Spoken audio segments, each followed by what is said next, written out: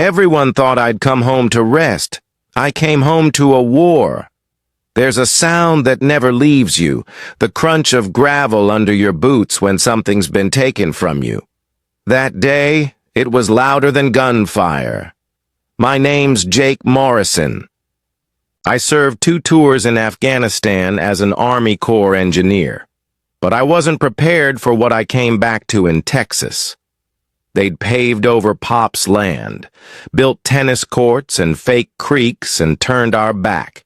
40 acres, land my grandfather had protected for half a century, into a stage for HOA Karens in yoga pants and white BMWs, and standing in the center of it all was her, Maggie Thornwell, president of the Willowbrook Estates HOA, smiling like she was doing me a favor while the lifeblood of our land, the Creek Pops Dam had sustained for decades, drained away under her construction trucks.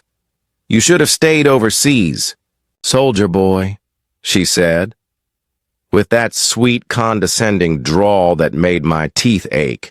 They'd built their McMansions on land they thought no one was watching. But I was watching now. And what they didn't know, what Maggie never even thought, to ask, was that dam? It wasn't just dirt and concrete, it was federal, because Pop didn't build that dam on a whim. He built it with the Army Corps. And if there's one thing we protect more fiercely than a border, it's water. I'd returned to a battlefield, and I wasn't about to lose the war. But Maggie had a head start. While I was clearing landmines. In Kandahar, she'd been laying legal ones here at home.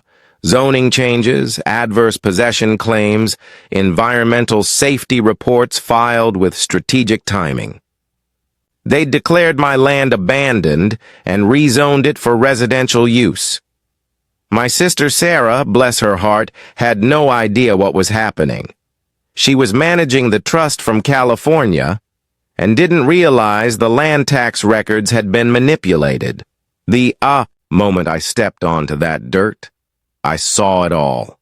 Survey markers, drainage redirection, concrete poured like a scar across Pop's grass. The small dam we built in '78 was dropping inches every day. Not because of drought, but because they diverted the creek upstream. I wanted to scream.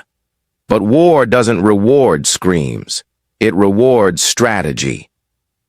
So I started digging, through county records, through Pop's hand-drawn maps, through every dusty file in every courthouse I could find.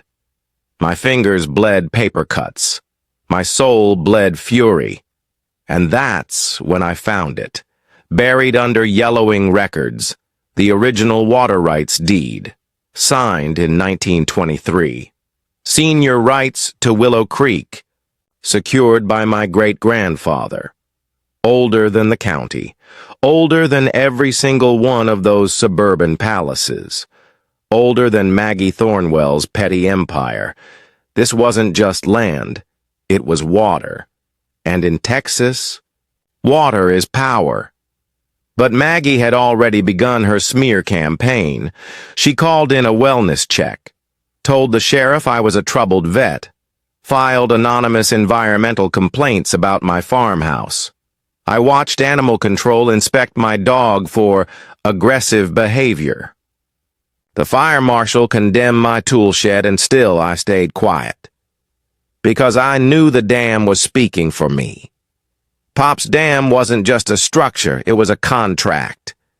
Built for flood management, designed by engineers, documented in black and white, and then Maggie made a mistake. She diverted the creek, permanently, without a federal permit. That's not just shady. That's a violation of the Clean Water Act. And I knew exactly who to call. Tony Riggs, EPA enforcement, old Army buddy. 5 minutes into the call, and he was already writing the paperwork. Jake, he said, if you've got evidence there altering a federally managed watershed without clearance, you've got them by the throat. But Maggie wasn't done. She hosted a press conference. In front of news cameras, tears in her eyes, she warned the public about the unstable individual threatening our community's safety. She posed beside her flood-prone development, her voice trembling as she spoke of children at risk. Her lies echoed across local Facebook groups, the Nextdoor app, city council hearings. Her influence spread like wildfire. And me? I kept building. Not just evidence, but allies. Mrs. Chen, my neighbor. Her family had used that same creek to grow heirloom vegetables since the 1940s. Miguel Santos, a downstream farmer. His irrigation system dried up the moment Maggie redirected the flow. Together we formed a coalition. Farmers, neighbors, historians, environmentalists, every story, every photo, every document, we gathered it all. And then I found the keystone. Pop's Dam had something hidden deep beneath its soil. A spillway system. Hydraulic gates, designed for emergencies. Designed to protect, designed to flood. I remember the moment I turned the key to the old controls. A groan echoed beneath the earth. Steel creaked. Pressure hissed. After 40 years, the gates were ready. The water was waiting, and so was I, waiting for the storm, waiting for justice, waiting for the moment when every lie Maggie told would drown beneath the truth she could never hold back. How do you fight someone who controls every rule, every rumor, and every neighbor's perception of you? You don't fight them head-on. You flank them with facts. You bleed them with time. You bury them with truth. Maggie didn't see it yet. But the war she'd started wasn't going to be won with city council favors and camera crews. It would be decided by documents, old, dusty, undeniable, and by one damn sacred duty to a dying creek. Still, every day she got bolder. Her HOA cronies, 3 smug retirees with walkie-talkies and matching golf shirts, posted up outside my front gate. They logged license plates, took pictures of my friends, called in suspicious activity when I let my dog off leash in my own yard. I wanted to laugh, but the noise in my chest wasn't humor. It was thunder. They didn't understand what they were stealing. This wasn't about land anymore. This was heritage. This was water. This was Pop. I spent nights combing through his journals, handwritten entries about rainfall measurements, downstream donations to struggling neighbors, and plans to add another sluice gate in case them rich types ever show up with bad intentions. Pop knew something, or maybe he just believed in preparing for the worst. He was gone now, but every page felt like a whisper from the grave.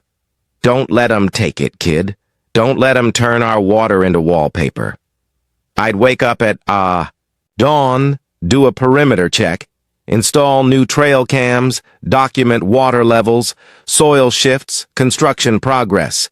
My boots were always muddy, my coffee always cold, but my resolve, white hot. Then came the letter, eminent domain. Maggie, through her city council husband, Rick, had petitioned the city to seize my land under the guise of public safety. The dam, she claimed, was structurally unsound, a threat to the families living downstream. What families? Hers. The one she illegally placed there after diverting the creek. The hypocrisy made my vision blur. The city's offer? $180,000 for land assessed at nearly $900,000. And only because of their development. I didn't know whether to laugh or throw up. I read the letter twice, then slid it into a drawer and went out to the dam.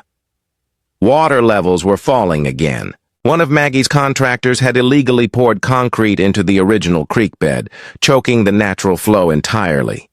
That's when I called Tony again. "Jake," he said, his voice tight with purpose. "If they're sealing off a federal, Waterway without EPA clearance, that's a felony. Not civil, not zoning nonsense. That's prison time. Good, I said. I'm tired of playing defense. Tony filed an initial complaint while I kept documenting. Photos, videos, flow logs, sediment samples. But I needed more than law. I needed momentum. That's when I met Amanda Cross, environmental lawyer. Pro. Bono Crusader. Ivy League brain and cowboy boots. When I showed her the 1923 water deed and the dam covenant, she leaned back in her chair, eyes wide. "Jake," she said slowly, "you're not just fighting back. You're about to detonate. A legal nuke. Together we built the framework, a federal case, a RICO investigation, layers of fraud, corruption, environmental destruction, and theft spanning years, cities, and families. Maggie had done this before. In Houston, her HOA had paid a $2.3 million fine for a similar scheme, diverting a creek to inflate property value. The moment the feds sniffed trouble, she skipped town and set up shop here. Different zip code. Same con, same Karen. Amanda filed the first salvo, an emergency water rights restoration motion in federal court. Tony backed it with environmental impact data.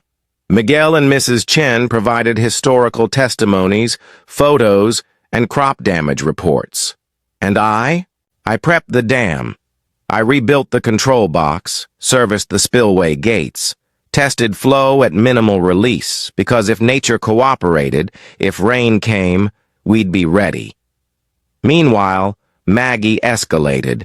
She staged a Protect Our Kids rally. 20 mothers. Matching t-shirts, professional photographer, Facebook live stream, all posed on my property line with kids clinging to their arms as if I were some deranged villain about to unleash a tsunami. "The water comes from his dam," she said, into the camera, voice trembling. "And this man, he's trained to weaponize water." They made yard signs, ran hit pieces in the paper, even got a quote from a city engineer, Rick, of course, warning about catastrophic failure risks. Funny, considering the dam passed its most recent safety inspection 6 months earlier, with flying colors, but they weren't after facts. They were after perception, and perception is a hell of a drug. Then one night, it turned physical. Trail cam footage showed 2 men, private security, hired by Maggie, trying to sabotage the spillway. One jammed quick-set concrete into the hydraulic actuator. The other kept lookout. They wore tactical vests, carried zip ties, talked like this was a mission, but they didn't count on Deputy Rodriguez, who'd been quietly working with Tony behind the scenes. He caught them red-handed, and when they tried to claim community defense, he smiled, leaned in, and said, "Then why are you carrying concrete at 2 a.m. on federal land, boys?" Busted. Still, Maggie didn't stop. She called Veterans Affairs. Claimed I'd made suicidal threats. Tried to get me involuntarily committed under a mental health hold. Said I was unstable. Dangerous. A combat vet on the edge, a VA social worker came out at dawn. She was kind but thorough. Clipboard, checklist, eyes filled with quiet pity. "Are you having violent thoughts, Mr. Morrison?" "Yes," I said calmly, "but not toward myself." Then I handed her Pop's final journal, the entry where he opened the spillway to save the Santos family farm. She read in silence. Tears welled, and she said, "I'm going to recommend no action. You're fighting for something real." Then came the storm. The Weather Service issued a flash flood watch.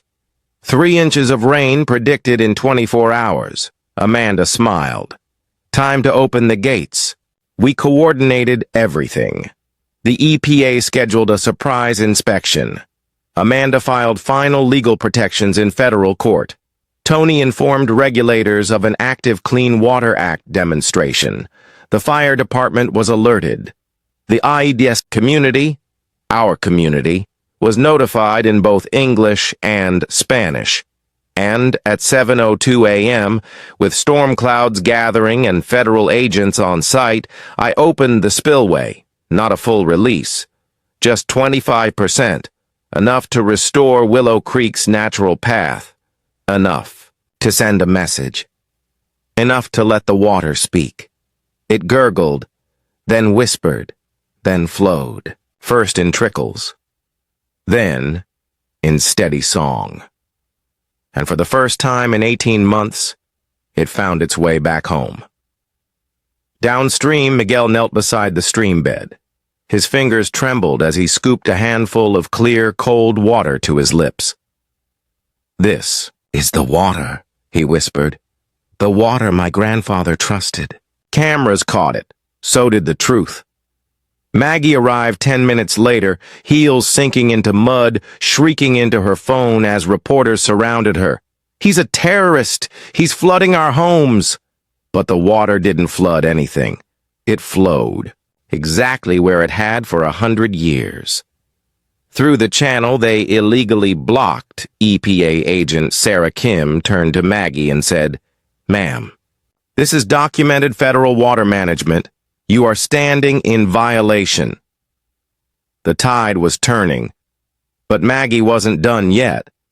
Rick filed an emergency restraining order with Judge Henry Walsh, his old golf buddy. A courthouse hearing was scheduled for 6 a.m. the next day. But this time, we were ready. Amanda had already filed a motion for the judge's recusal, complete with campaign contribution records and a recorded phone call between Rick and the city's zoning board, where he said, "Don't worry, I'll have Jake boxed in legally by next week." And Maggie, she showed up with every pearl of privilege she could muster. High-dollar lawyers, emotional testimony, even a psychologist who'd never met me but said I displayed paranoid authoritarianism consistent with post-traumatic rage. Amanda countered with evidence. Federal documents, water rights deeds, historical aerial maps, EPA testimony, testimony from fire crews, farmers, environmentalists, neighbors. When it was my turn to speak, I walked up to the stand in Pop's old cowboy hat. I looked around the courtroom, at Maggie, at Rick, at the families she claimed to be defending, and I said, "I didn't flood a neighborhood. I restored a creek. I didn't break a dam. I kept a promise."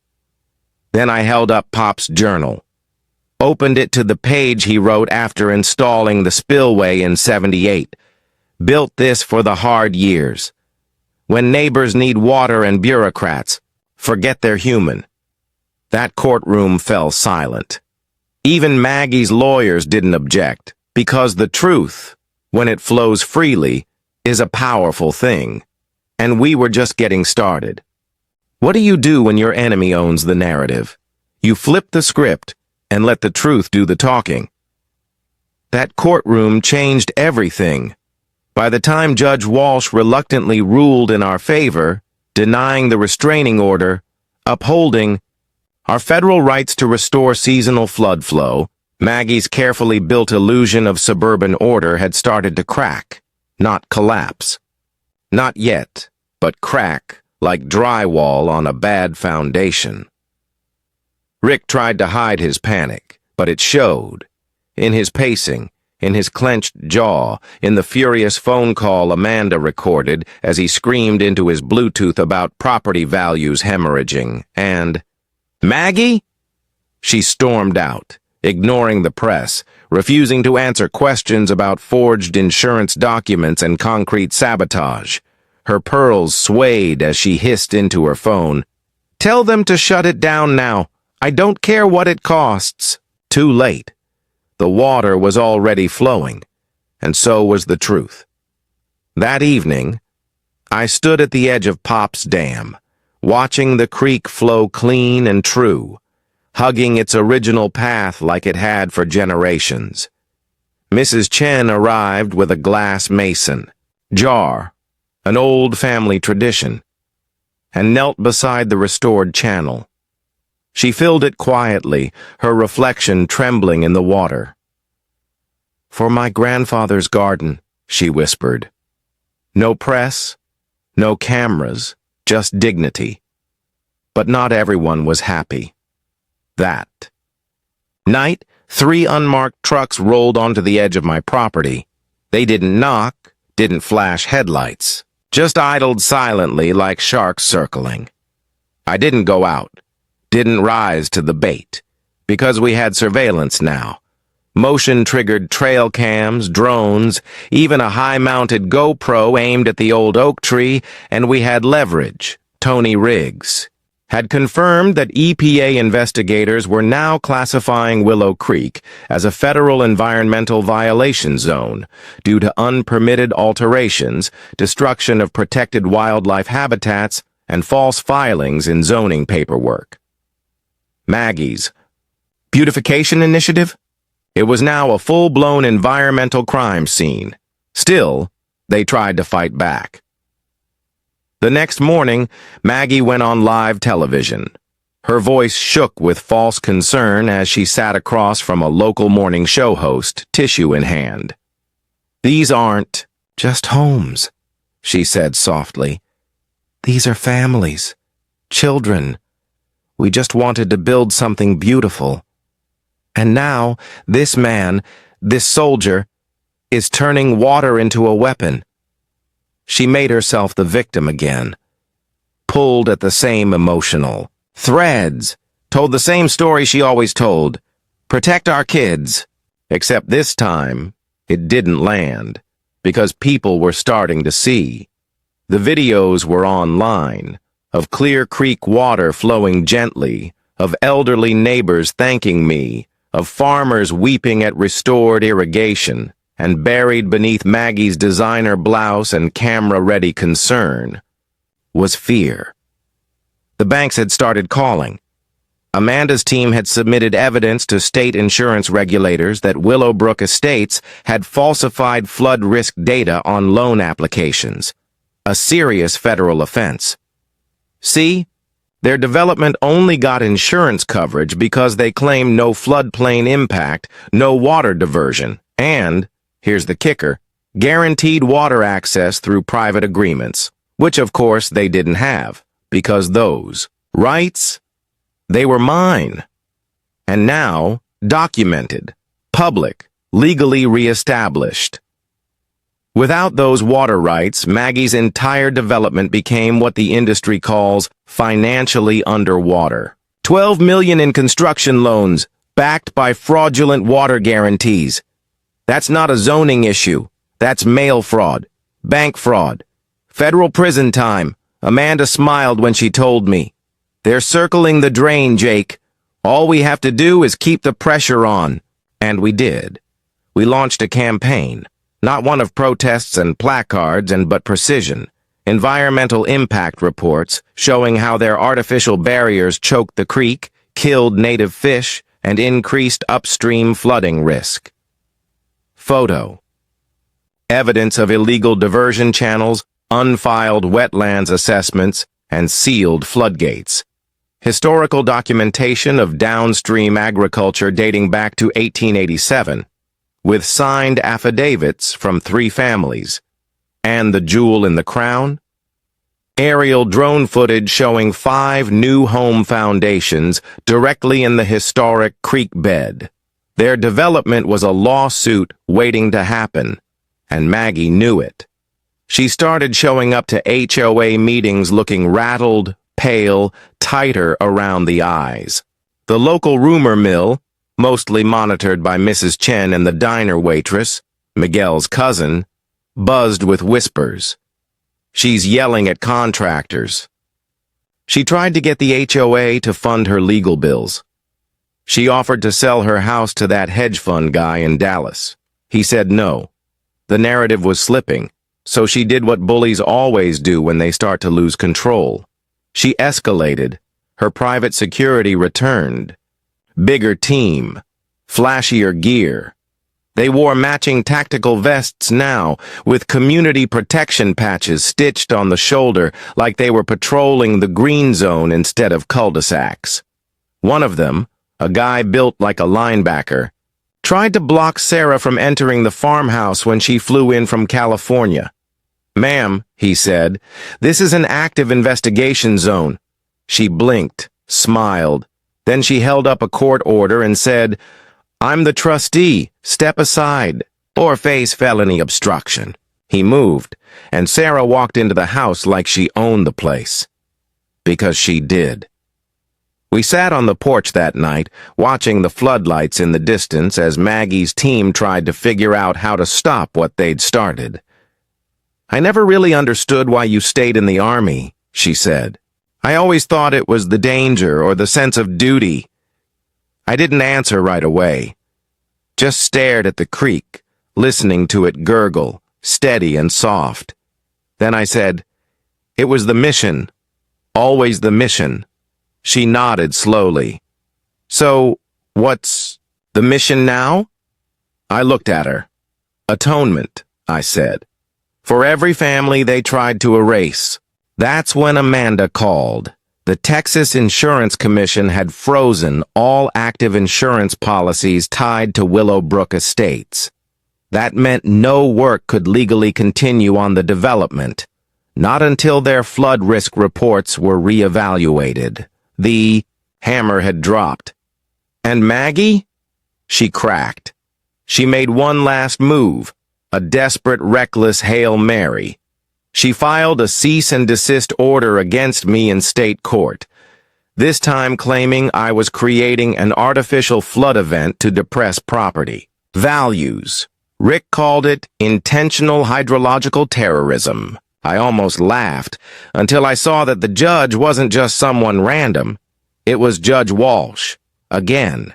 He'd refused to recuse himself, had fast-tracked Maggie's order to the docket, scheduled an emergency hearing at 6 a.m. sharp, the morning. The EPA was due to return for their final inspection. That wasn't coincidence. That was a trap. If I was found in contempt of court, I'd be arrested.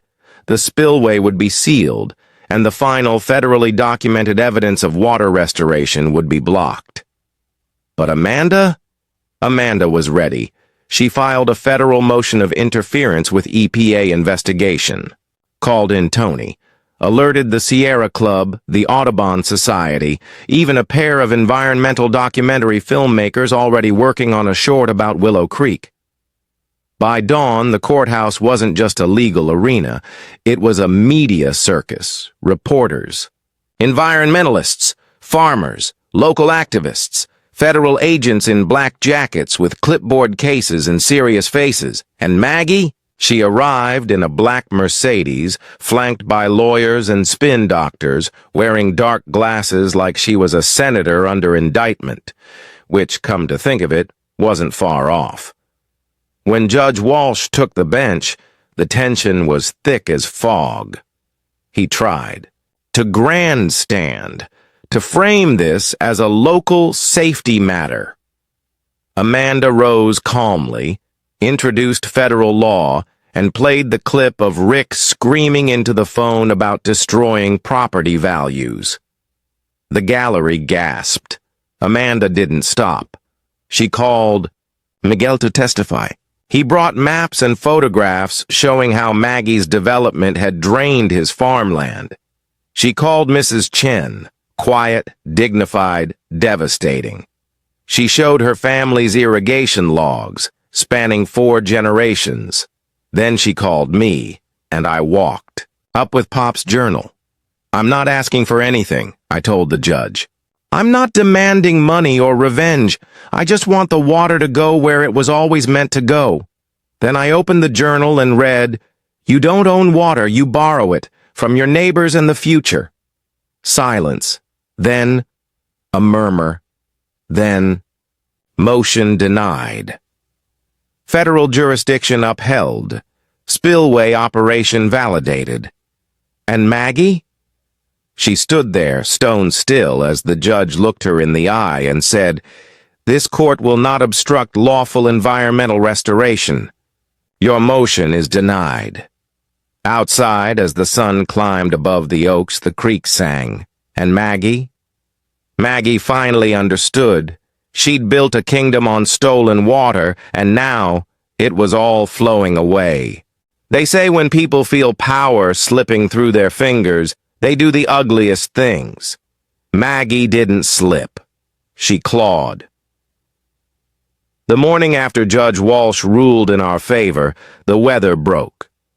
A heavy wind rolled in from the south, carrying the thick scent of wet cedar and coming rain. Not thunder, not violence, just pressure. It matched the air around Willowbrook Estates. Maggie wasn't just rattled, she was unhinged. And desperation, especially when mixed with pride and political connections, creates a dangerous cocktail. Her next move? She went nuclear. Rick, still clinging to his city council seat, invoked an emergency clause in the municipal charter, declaring Pop's Dam an imminent threat to public safety. Under this designation, the fire department was authorized to secure the area. Translation? They planned to seize the dam by force. Fire Chief Martinez, one of the few remaining good men in city infrastructure, called me directly.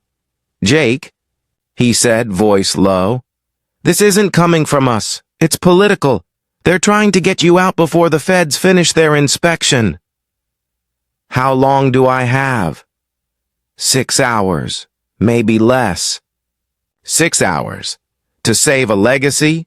To outmaneuver a full-blown siege, to protect the one thing Maggie couldn't stand, the truth, made visible through water. I called Amanda. She didn't panic. She mobilized. Within 30 minutes, her legal team filed for a federal injunction to block any municipal interference with our lawful operation. Simultaneously, Tony Riggs elevated the EPA investigation to critical, expediting their inspection team's arrival, and I got to work. Because what Maggie didn't understand, what she never bothered to learn, was that this dam wasn't just federal. It was fortified. Pop and I had reinforced the control mechanisms after my first deployment. Steel-reinforced gate locks, concealed hydraulic backup, fail-safe spill-off channels carved into the hillside that couldn't be tampered with unless you knew exactly where to dig. But Maggie wasn't coming with shovels this time. She sent trucks. 3 concrete mixers rolled in under the guise of delivering material for unrelated HOA repairs. Only they weren't pouring sidewalks, they were blocking the creek on purpose. 2 of them dumped half-mixed slurry directly across the historic water channel, creating a makeshift dam of their own. A wide, wet concrete wall that, once cured, would permanently seal the creek's natural route. The 3rd truck parked halfway down the access road, strategically positioned to cut off my exit. It was bold. It was illegal. It was exactly what we needed. Amanda had already called in drone support from Fort Hood. The footage, time-stamped, geolocated, and federal, captured every minute of the sabotage. EPA agents arrived 22 minutes later.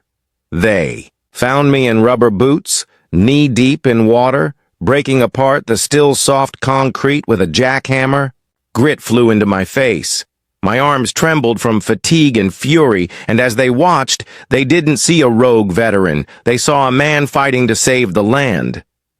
Agent Sarah Kim, the lead inspector, stepped into the mud beside me. "Do you have authorization to operate this dam?" she asked, voice calm but pointed. I wiped sweat from my brow. "Federal documentation. Filed. Enacted. Enforced." She nodded. "Then continue." Just like that, I had air cover. "And Maggie?" She imploded. Within the hour, she launched her final offensive. A coordinated online smear campaign, complete with new anonymous Reddit threads questioning my military service. A desperate petition filed with the city to condemn my farmhouse under new noise and environmental disruption ordinances, rushed through by Rick in a closed-door session. A strategically timed wellness check, again. Only this time they sent 2 VA officials and a sheriff's deputy who'd clearly been briefed with worst-case assumptions. But what they walked into wasn't a man unraveling. It was a war room. Blueprints, logs, laptops with video feeds, copies of Pop's deed, dam permits, water rights dating back a century. One of the VA guys, younger, National Guard background, glanced at the wall, covered in maps, and said, "Sir, you're running a full-blown military-grade operation." "I'm just protecting what's mine," I replied.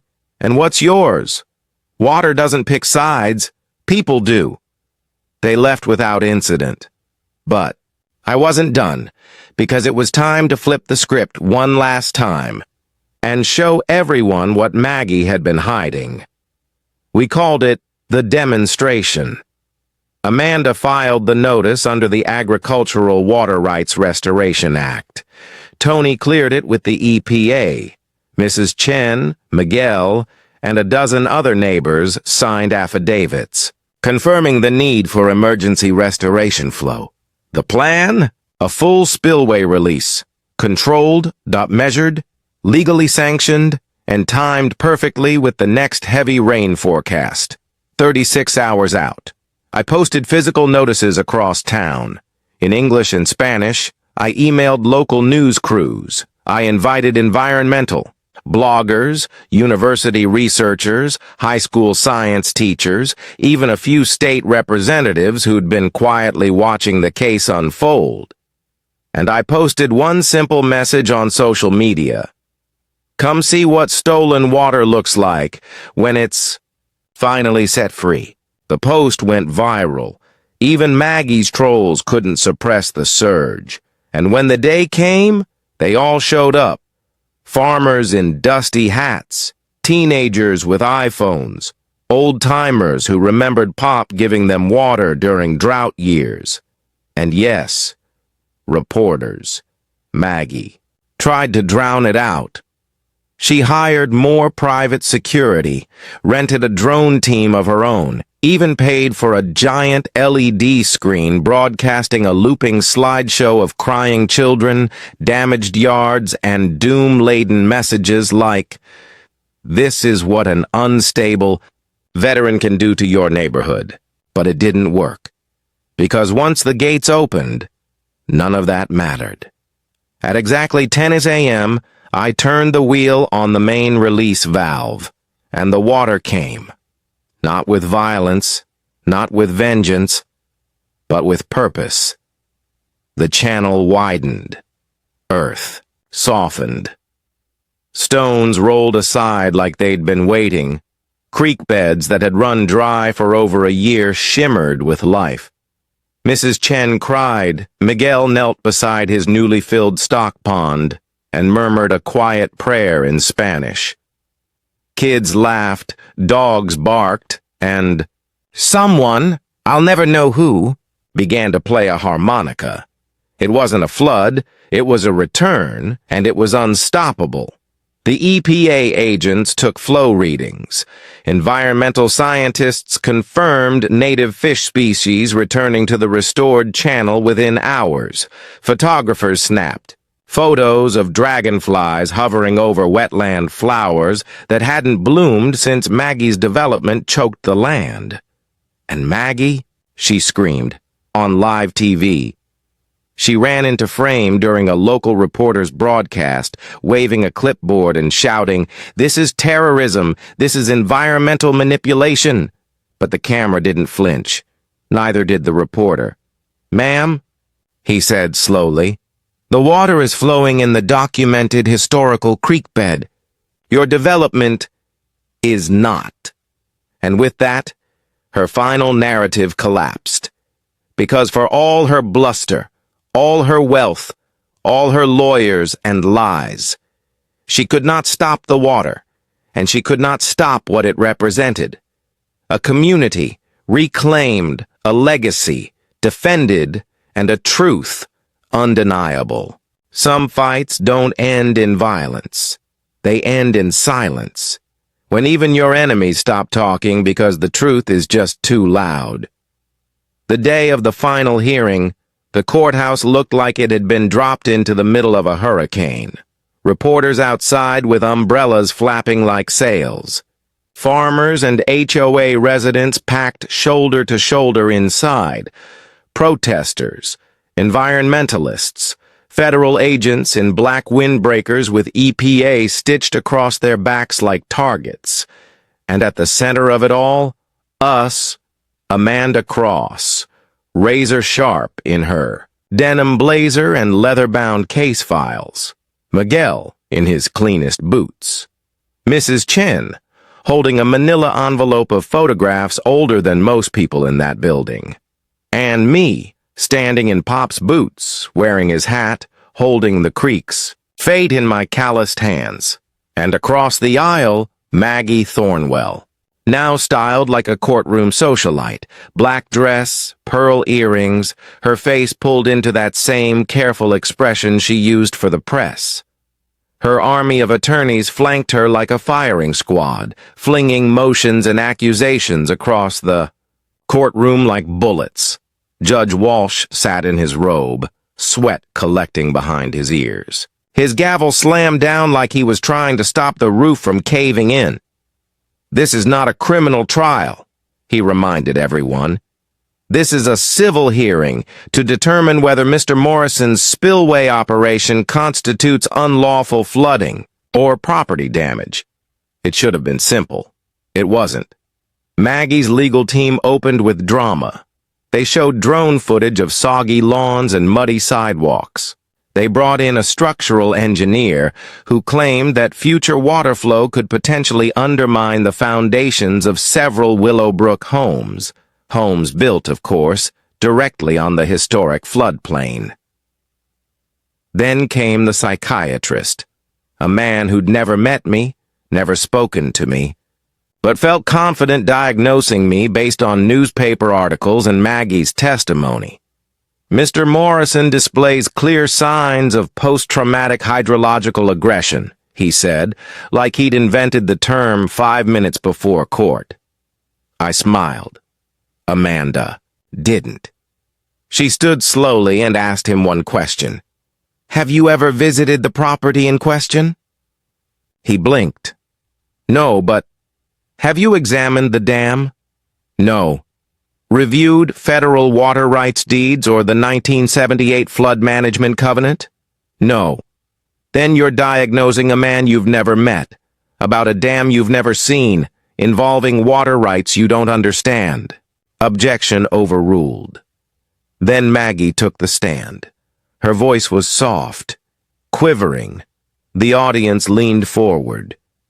"Your Honor," she began, "this man came back from war, broken, and instead of getting help, he turned his training into a weapon.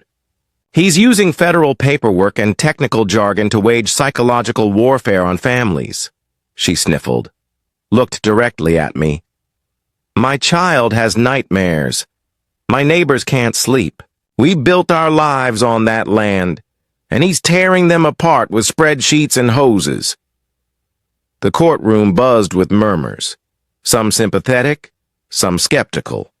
Then Amanda stood, and without a word, she displayed a blown-up photo of Maggie's. "Previous HOA in Houston, same layout, same creek, same diversion, same tearful performance for local news crews." "Maggie Thornwell," Amanda said, "has done this before. She orchestrated an identical water diversion in Houston. That HOA was fined $2.3 million by the EPA for environmental violations and insurance fraud. And the moment prosecution was pending, she moved.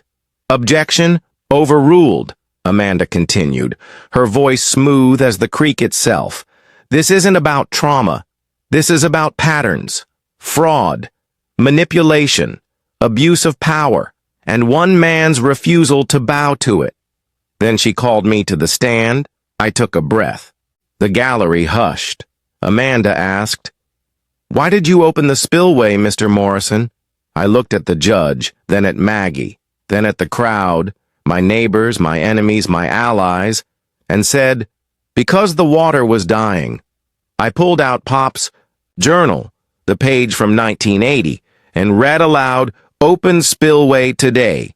Help the Santos farm and 3 others get through dry spell." That's what neighbors do.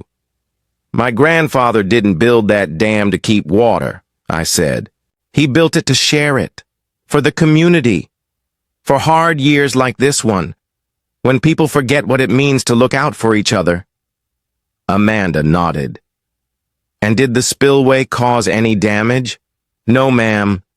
"Did the water flow outside? Its historical channel?" "No. We followed every Army Corps guideline, documented flow patterns, posted safety notices, invited inspection." "And what happened after you restored the creek?" I smiled. "Just a little. The fish came back. So did the birds. So did the farmers. The land remembered what it was supposed to be. Silence. Then, Amanda dropped the final hammer. She submitted a recorded call between Rick Thornwell and a bank manager where he openly discussed manipulating floodplain data to secure a loan. The guy's ex-military. He won't last. Just stall him long enough. To pour concrete. Once the dam's blocked, the water won't matter. Gasps. Audible now. Judge Walsh leaned back in his chair like the weight of the moment had knocked him backward. Amanda called her last witness, EPA Agent Sarah Kim. She was calm, unshakable. She confirmed every legal operation, every inspection, clearance, every regulatory threshold met. "In your expert opinion," Amanda asked, "did Mr. Morrison's actions violate federal environmental law?" "No." "Did his spillway operation restore or disrupt natural flow?" "Restore." "Was any actual property flooded?" "None. Only illegal construction was impacted." Amanda turned to the judge. "Then I rest my case." The judge called a 15-minute recess. The courtroom erupted into a low buzz of tension. Maggie's team huddled like cornered animals. Her face had changed. No more trembling innocence. Just cold, blank calculation. Amanda turned to me. "We've got him. Both of them." Rick's call, combined with the RICO patterns from Houston, it's enough. We returned to the courtroom. The judge sat quietly for several long seconds before speaking. "This court finds that Mr. Morrison's dam operation was lawful, environmentally restorative, and executed in full compliance with federal flood management policy. The HOA's claims of damage are unsupported. All restraining order. Requests are denied. A breath, a heartbeat. And given the evidence of insurance fraud, regulatory manipulation, and coordinated interference with federal enforcement, this court refers all related matters to the U.S. Attorney for Criminal Prosecution." Gasps. Again. Someone clapped. The gavel slammed down one final time. Court adjourned. Chaos. Reporters rushed the aisle. HOA members scattered. Rick Thornwell stood frozen as 2 federal agents stepped up and placed him under arrest, right there in the courtroom. Charges include insurance fraud, environmental violations, and conspiracy to defraud financial institutions, the agent said flatly. "And Maggie?" She didn't speak, didn't move, just watched as her empire, built on stolen water and sculpted lies, finally collapsed under the weight of a community that remembered what it was fighting for. I walked outside to find Mrs. Chen and Miguel waiting with the others. Kids ran in the background, splashing in shallow creek water. Laughing, Miguel handed me a cold beer. Mrs. Chen gave me the mason jar of creek water, filled fresh that morning. "For Pop," she said. I took it, looked up at the sky. Blue now, clear, and for the first time in what felt like forever. Still, sometimes the real weight of a victory doesn't hit you until after the cheering stops. The day after the courthouse erupted, after Rick was cuffed, after Maggie fled the scene like a bankrupt queen without a throne, the silence felt almost alien. For the first time in over a year, there were no trucks parked outside my gate. No HOA neighborhood watch blocking visitors. No sheriff's car pulling slow along the property line. Just the wind through the trees, the soft gurgle of Willow Creek winding its way home, and the sound of boots on gravel. Mine. It didn't feel like peace. Not yet. It felt like the aftermath of a storm, like the land itself was catching its breath. I stood on the back porch of the farmhouse, Pop's old journal open in my hands. On the left page, his flood calculations from 1984. On the right, a single line written in pencil, faded but sharp in meaning. "Victory is when the neighbors eat." That stuck with me, because we hadn't just won a court case. We'd reclaimed water, history, the simple right to exist outside the shadow of someone else's greed. But something unexpected was happening now. Something even Maggie couldn't have predicted. The story was spreading, not just in town, not just across Texas, but across the country. News stations picked it up. Veteran uses Army training to restore creek, defeat HOA land seizure. Environmental blogs ran headlines like, "Hydraulic Justice, How One Man's Dam Broke a Corrupt Development Scheme." The footage from the spillway opening, that quiet, calculated rush of water returning to its rightful place, went viral. Millions watched, and thousands commented.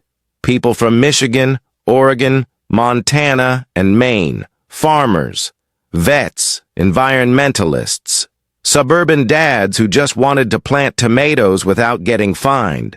They started reaching out. Some asked for advice. Others just wanted to say thank you. One message hit me harder than the rest. My granddad built a flood control ditch in Iowa in 1951. HOA tried to fill it in this year. You reminded me why we fight. Thank you, Jake. I stared at that message for a long time. Then I picked up the phone. Amanda and I founded the Pops Legacy Project that same month, a legal defense and water rights resource center designed to support communities battling HOA overreach, illegal water diversions, and zoning corruption. Our first case? A family in Arizona whose irrigation pond had been drained to supply water to a luxury golf course. We won.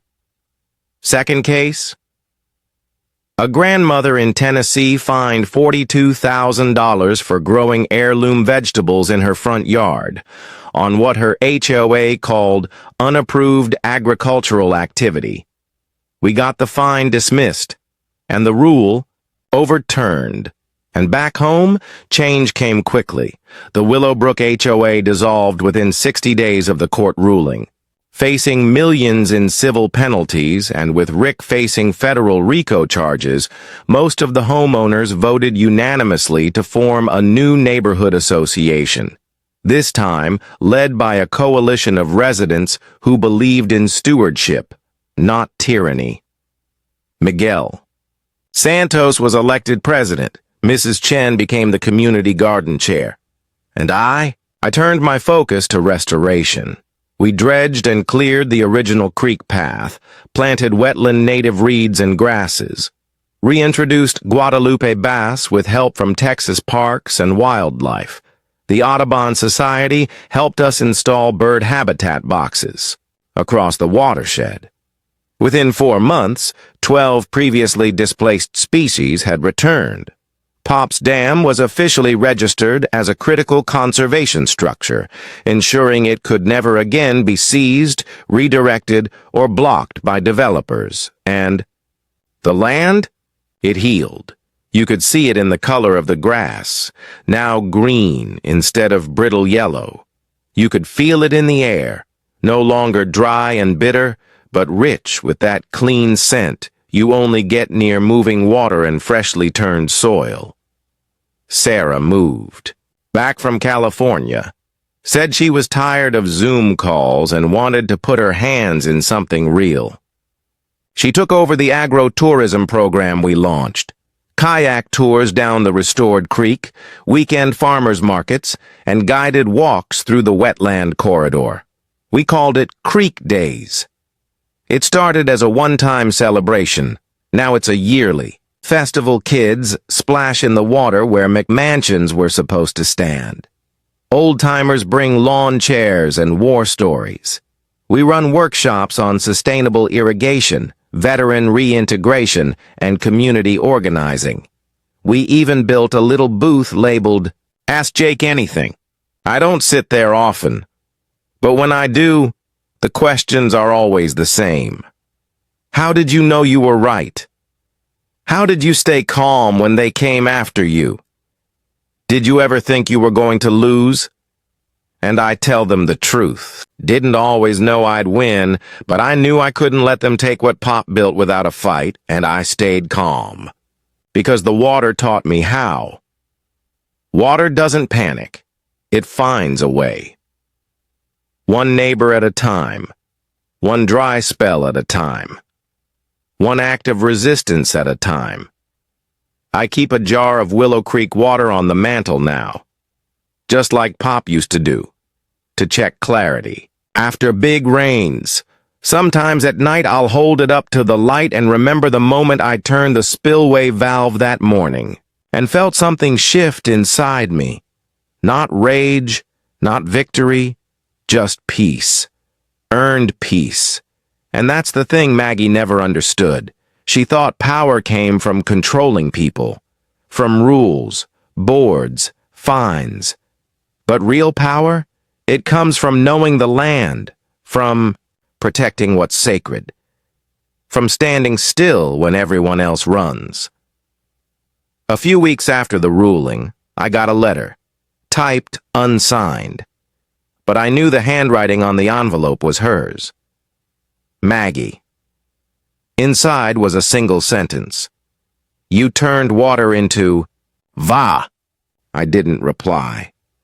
But I wanted to. Because she was wrong. I didn't turn water into war. I turned war into water, and that water turned neighbors into a movement. One morning in late spring, I took my coffee down to the creek. The air smelled like honeysuckle and diesel, the scent of tractors waking up. Mrs. Chen was already tending her garden. Miguel's grandkids were racing barefoot down the banks. And Amanda, she was barefoot too, standing knee-deep in the shallows, talking to a university researcher about stream velocity restoration and aquatic biodiversity. She glanced back at me, smiled, waved. We'd been through hell together, and somehow come out better for it. Fighting corruption does that. It doesn't just tear things down, it builds something new, something rooted. She joined me on the bank. We just got the 5th case cleared, she said. Arizona family, golf course had to reroute their irrigation, ponds filling back up. I nodded. Good, she nudged me. You still think this was about one creek? I looked out over the water, glinting like silver in the morning sun. No, I said. It never was. Because it never is. Maggie thought she could dam a legacy, steal a future. She didn't understand that some roots go deeper than paperwork, and some neighbors, they don't leave. They wait, they watch, and when the storm comes, they stand together, just like Pop said they would. They tried to bury the truth under concrete. Turns out roots grow through anything, especially when you water them. It started as a single dam, one creek, one soldier with a file folder and a rusted hydraulic valve. But now, it was becoming something else entirely. A movement. 6 months after the court ruling, Pop's legacy project had helped 9 communities win back illegally seized water rights. Amanda was flying cross-country every other week. Tony Riggs had been promoted to a senior EPA enforcement role, overseeing a new task force built to investigate private development environmental abuse. They named it Operation Willow, after us. The irony wasn't lost on me, because what started in the back 40 of a Texas farm was now unraveling billion-dollar development schemes from Florida to California. It wasn't just Maggie, she'd been the match, but the kindling was already stacked across the country. We found cases in South Carolina where a black-owned family farm was rezoned into commercial land after HOA-backed beautification projects drained their retention pond. Nevada, where a 100-year-old irrigation canal was paved over to make way for a desert-themed subdivision that promised zero natural water footprint. Ohio, where a retired Army nurse was fined $20,000 for unauthorized irrigation features, which turned out to be a federally protected wetland spring her husband had restored with his own hands. Each story followed the same pattern. Neglect. Pressure, bureaucracy, then seizure, then silence, until we showed up. Amanda and I began holding digital town halls. People showed up by the hundreds, some with tears in their eyes, some with scanned deeds older than their counties, all with the same question: can we get it back? And every time, I told them the truth. You don't always win, but if you document everything, find your allies, and refuse to back down, you'll make it hurt when they try to take what's yours. We published the Willow Creek Defense Manual, a 112-page playbook for fighting back. Everything from how to navigate zoning boards, to understanding hydrological surveys, to recognizing signs of coordinated land grabs. We offered it for free, and the emails started pouring in. KansasArkansas.Oregon. 1. Night, around 2 a.m., I got a message from a woman named Ava in New Mexico. Her grandfather's a sequoia, a hand-dug community irrigation channel over 150 years old, was being diverted to fill luxury backyard fountains in a gated community. I called her personally. She cried on the phone, said she felt crazy, alone, powerless. I told her that's how I felt the day I came home and saw survey flags where Pop's grass used to be. You're not crazy, I said. You're early. Everyone else just hasn't caught up yet. Within 3 weeks, we connected her with a state water rights attorney. By month's end, the HOA had been fined $180,000 and ordered to restore the acequia flow. That's when I realized something. We weren't just restoring water, we were restoring memory, because this wasn't about creeks or covenants anymore. It was about identity. Land isn't just soil, it's story, and when you steal someone's water, you're not just draining their field, you're erasing everything that field ever meant. That's what Maggie never understood. She thought water was a tool. She didn't know it was a witness, a survivor, a historian, and now it was testifying in courtrooms across America. Meanwhile, back in Texas, Willow Creek had become a symbol. We started getting visitors, students, journalists, environmental interns. Even a U.S. senator who brought his staff to tour the creek after one of his aides forwarded our story. He stood on the spillway, arms crossed, then turned to me and said, "You're telling me this whole thing started because some lady wanted to build tennis courts where your dam was?" "No, sir," I replied. "It started because someone assumed no one would fight back." He nodded, and a month later, he introduced the Community Water Access Protection Act on the Senate floor, citing Jake Morrison, Texas Army Corps engineer, and landowner as the reason the bill existed. Amanda and I watched the speech together from the farmhouse porch, both of us leaning back in chairs Pop built decades ago. "You realize what this means?" she said. I nodded. "They're listening." We'd become the noise they couldn't tune out, and the consequences for Maggie still coming. The RICO case moved forward. Turns out Rick Thornwell had financial connections to 5 other developments in 3 different cities, all using nearly identical zoning loopholes, bank fraud tactics, and abandoned land grabs. The FBI raided his office in broad daylight. A federal grand jury handed down indictments within 2 weeks. Mail fraud, wire fraud, environmental conspiracy, racketeering. Maggie was implicated as a primary organizational actor. She fled the state again. We heard rumors, new name, new husband, new subdivision in North Carolina. But this time, people knew. Local reporters were waiting. One HOA resident sent me a photo of a Karen Watch neighborhood flyer with Maggie's face circled in red. She couldn't hide anymore, because now the whole country had seen what she'd tried to do, and the story wasn't hers to control. It belonged to the creek, to the people who lived beside it, to every neighbor she underestimated. But for all the national attention, the part that mattered most to me happened quietly. One day in early fall, I was walking the edge of the creek, checking sediment levels.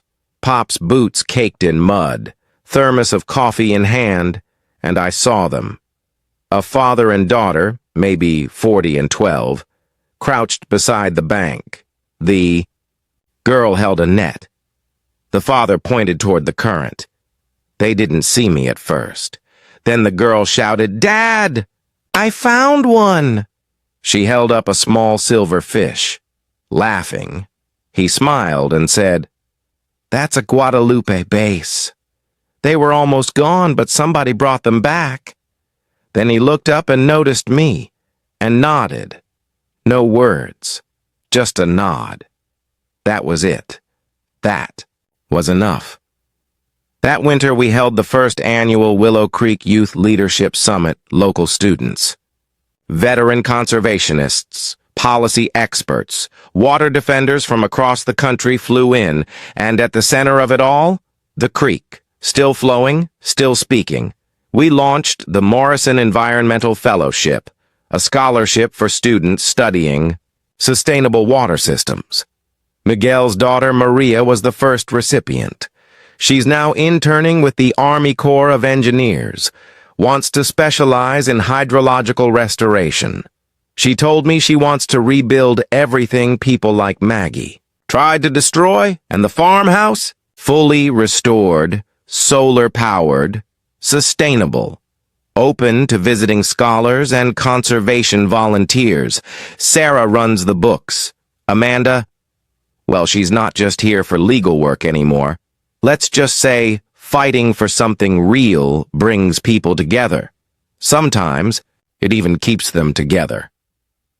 People ask me if I'd do it all again, if I'd fight that same fight, even knowing how hard it would be, even knowing the smear campaigns, the surveillance, the courtroom traps, the nights alone, wondering if maybe, just maybe, I'd lost my mind and my answer. Every single time. Yes. Because what we saved wasn't just water. It was a way of life. Pop didn't build a dam. He built a promise. That when times get hard, When droughts come and systems fail, we stand by each other.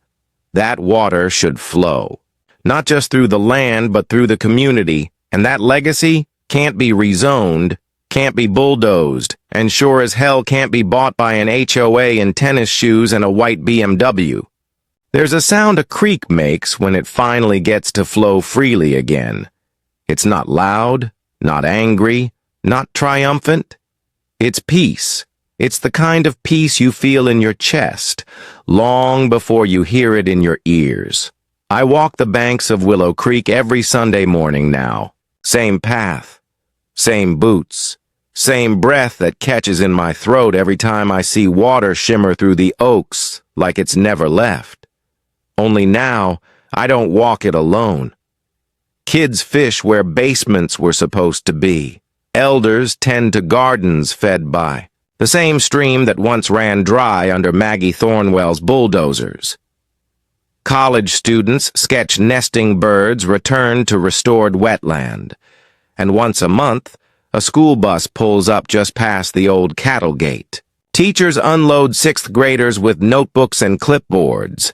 This, one of them always says, is what environmental justice looks like. 6 months after the court ruling, we finalized the most important step yet, the Willow Creek Conservation Trust. Amanda drafted it. Tony helped enforce it. Sarah filed every page. We deeded development rights to the entire watershed into a permanent public easement, federally protected, community managed, and legally immune to zoning alterations or commercial acquisition.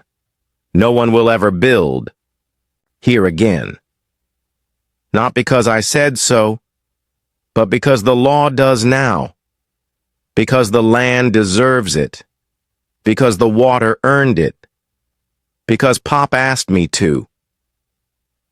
His grave rests under the live oak near the southern bend, where the creek curves so naturally you'd think the trees planned it that way. Every Sunday I bring him a mason jar of creek water, just like he used to do. I sit for a while. Sometimes I talk, sometimes I don't. Last week I said, "We did it, Pop. She's flowing again, and she's never gonna stop." The wind picked up just enough to rattle the leaves. Maybe it was just the wind, maybe not. The town changed after all this. The diner on Main added willow cakes to the menu, blue corn pancakes shaped like the creek's winding path. The mayor, who once ignored my calls, now opens every city council meeting with a land acknowledgement and a water update. And the local high school renamed its environmental science building after Miguel's grandfather. But the biggest change, the stories people tell. They don't talk about what Maggie almost built anymore. They talk about what we rebuilt. The annual Creek Days Festival now draws thousands. Families, scientists, journalists, veterans, farmers. We host everything from conservation panels to flood modeling demos to live music from the porch of the old farmhouse. Amanda runs the main tent now. Maria Santos, Miguel's daughter, teaches hydrology workshops to teenagers who can't believe this whole place was almost a golf course. And me? I teach one thing. The only thing that really matters. I hold up a mason jar of clear water, and I say, "This is yours. Protect it, share it, and never, ever let them take it." They always get quiet after that, not out of fear, out of understanding. The federal movement only grew stronger. Operation Willow was expanded nationwide. 7 more corrupt HOAs were dissolved, 3 developers convicted, 36 illegally diverted creeks restored. But the moment I'll never forget was the letter. It came from a high school sophomore in Kentucky. Her name was Lana. She wrote, "My mom cried when she saw the video of the water coming back. We're fighting our own battle here. Our creek's gone too. But now I know we're not alone. Thank you." She included a drawing of a tree with deep roots wrapped around a dam, The leaves spelled out one word: hope. I framed it, hung it beside Pop's last journal page. It reads, "If the creek sings, the people will too." Maggie? She filed for bankruptcy. Never faced federal prison. Rick took most of the heat. Last I heard, she moved to a coastal town in South Carolina under her maiden name. Tried to start a new HOA. But things are different now. Her name triggers investigations, and neighbors are far less polite. Funny thing about tyrants, they always underestimate memory, especially the kind that flows in water. Sometimes, late at night, I sit on the porch with Amanda, her feet propped up on the rail, eyes half closed, and we talk about the beginning. "How close were we to losing it?" she asked once. I didn't answer right away. Just listened to the creak, the soft, steady rhythm of resistance. Then I said, "Closer than I want to admit." She reached over, squeezed my hand. "But you didn't," she said. "You opened the gates." I think about that moment a lot. The click of the spillway, the rising hum of pressurized release, the slow, majestic roar of 3.1 million gallons finding their home again. I wasn't angry when I turned that valve. I wasn't vengeful. I was calm, focused, ready. Because it wasn't about revenge, it was about realignment. You can divert water for a while, you can dam it, pipe it, redirect it with machinery and lies, but eventually it remembers. And when it does, it takes everything back, 1 inch at a time. Pop's house is still standing, stronger than ever, reinforced, retrofitted with solar panels and rain capture systems.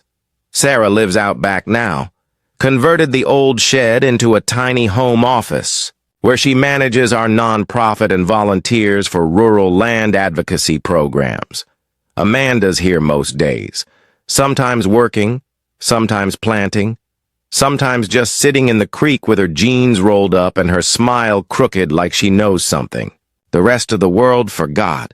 And me? I just keep listening. To the creek, to the people, to the work still ahead, because there's always someone trying to steal water from someone else. But now, they know we're watching, and we don't give up. We started a podcast, The Spillway. Each episode features a different story. A stolen pond, a redirected stream, a corrupt zoning board. We don't just talk about water, we talk about justice, resilience, and the kind of quiet, rooted power you don't learn from law school or politics, but from land, from people who stay, from communities that fight. The last episode we recorded was with a group of Navajo activists restoring ancient water channels blocked by uranium mining debris. At the end of the interview, one of them said something that stuck with me. Water doesn't forget, it waits for the right people to come home. That's when I knew. This wasn't just Pop's story anymore, or mine, or Willow Creek's. This was a map, drawn in memory, traced in soil, and carried by every drop of water that ever dared to flow uphill. 1 year later, we placed a marker near the creek bend, carved into reclaimed limestone.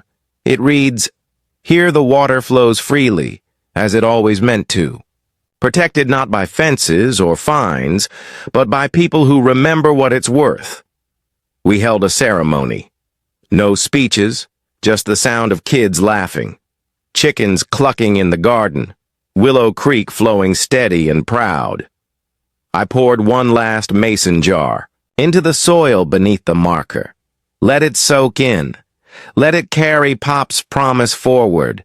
So if you're watching this, if you're fighting your own HOA nightmare, if someone's trying to take your water, your land, your legacy, know this. You are not alone. We've been there. We've stood where you're standing, and we're still here. Every single creek, every stolen drop, Every act of resistance, no matter how small, adds up. Find your people. Document everything, and when the time comes, open the gates, because the water remembers, and so do we.